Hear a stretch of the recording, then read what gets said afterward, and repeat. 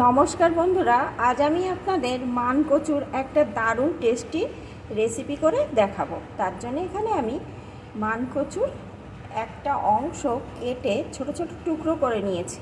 বন্ধুরা, মান কচু কাটার সময় কিন্তু ওর গায়ে যে মোটা শক্ত খোসা থাকে ওইটা একটু বেশি করে ফেলে দিতে হয়, তাহলে কোনো রকম আর গলা ধরার ভয় থাকে না। এখন আমি এই মান কচু কীভাবে রান্না করছি বন্ধুরা, দেখার শুরুতে প্লিজ একটা লাইক দিয়ে দেখতে থাকুন। আর এই মান কচু আমি যেভাবে রান্না করছি এইভাবে যদি রান্না করে খান, কোনো রকম গলা ধরার তো ভয় থাকবেই না, আর খেতে কিন্তু অত্যন্ত সুস্বাদু হবে। এখন আমি এই মান কচুর ভিতরে প্রথমে দিয়ে দেবো একটু জল।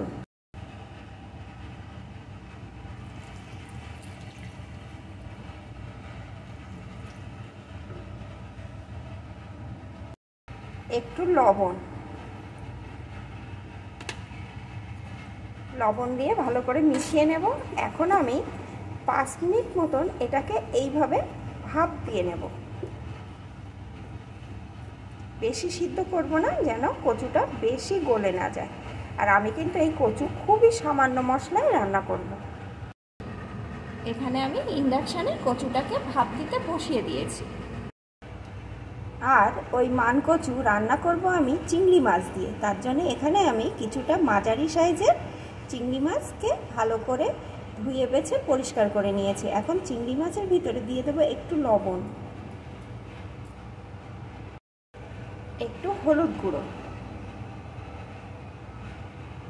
এখন চিংড়ি মাছটা সুন্দর করে মাখিয়ে নেব।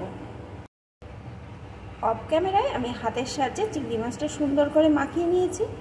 এখন এইভাবে কিছুক্ষণ রেখে দেব। আর বন্ধুরা, আমি এই মান কচু আর চিংড়ি মাছ দিয়ে রান্না করছি, আপনারা কিন্তু যে কোনো মাছ দিয়ে এই কচু রান্না করতে পারেন। এই কচু রান্না করলে কিন্তু দারুণ খেতে হয়। এদিকে কচুটা আমার ভাপ দিয়ে নেওয়া হয়ে গেছে। এখন আমি কচুটাকে এই জল থেকে সেঁকে একটা পাত্রে তুলে নেব।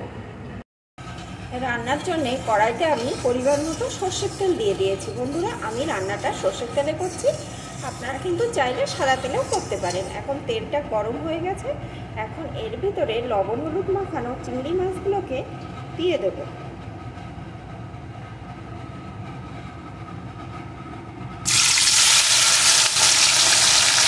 এখন চিংড়ি মাছগুলোকে আমি ভেজে নেব। চিংড়ি মাছ কিন্তু খুব বেশি ভাজতে নেই, তাহলে একদম রাবারের মতন হয়ে যায়। একটু কালারটা চেঞ্জ হওয়া অবধি ভাজবো, তারপরে আমি তুলে নেব।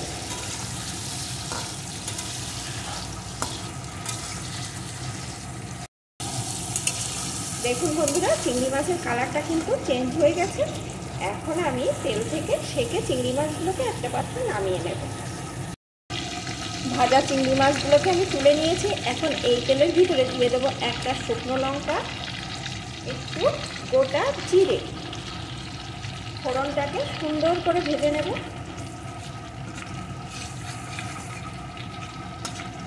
চিংড়ি মাছ ভাজা হয়েছে বলে তেলটা একটু গাজা গাজা হচ্ছে, রান্না করতে করতে ঠিক হয়ে যাবে। ফোড়নটা সুন্দর করে ভেজে নিয়েছি। এখন এর ভিতরে আমি কচুগুলোকে দিয়ে দেব।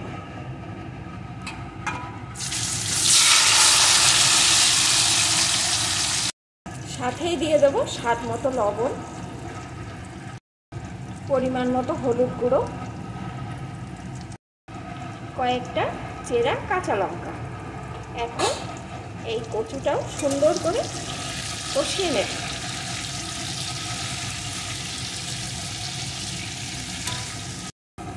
কচুটা সুন্দর করে ভেজে নিয়েছি। এখন এর ভিতরে দিয়ে দেবো পরিমাণ মতো জল।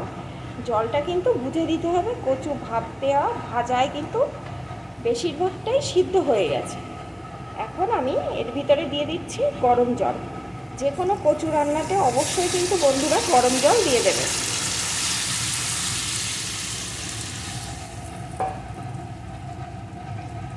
এখন একটু ফুটে ওঠা অবধি অপেক্ষা করব।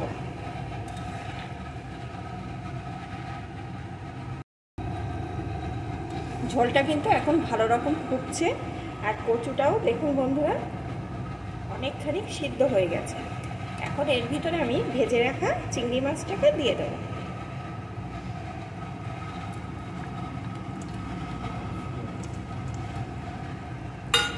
এখন আরও কিছুক্ষণ ফুটিয়ে নেব।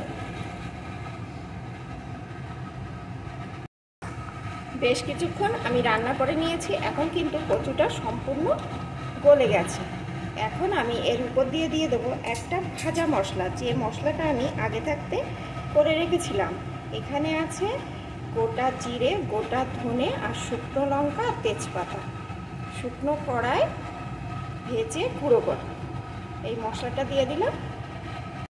সাথেই দিয়ে দেবো একটু গোলমরিচ গুঁড়ো। এখন একটু মিশিয়ে নেব। এখন কিন্তু আমার এই চিংড়ি মাছ দিয়ে সুস্বাদু মানকচুর তরকারি একদম রেডি। বন্ধুরা, আপনারা কিন্তু অবশ্যই এইভাবে একবার করে খাবেন। যারা মানকচু গলা চুলকানোর ভয়তে খান না, তারা এইভাবে খেয়ে দেখবেন, একটুও গলা চুলকাবে না, আর খেতে কিন্তু অনেক ভালো হয়। আর এই কচু রান্নায় দেখেছেন তো বন্ধুরা, একদম সামান্য মশলা দিয়ে করেছি, খেলে কোনো রকম অসুবিধাও হবে না। তাহলে বন্ধুরা, আমার রেসিপিটি কেমন লাগলো প্লিজ কমেন্ট করে জানাবেন, আর ভালো লাগলে অবশ্যই একটা লাইক করে দেবেন। এখন এটা আমার রেডি।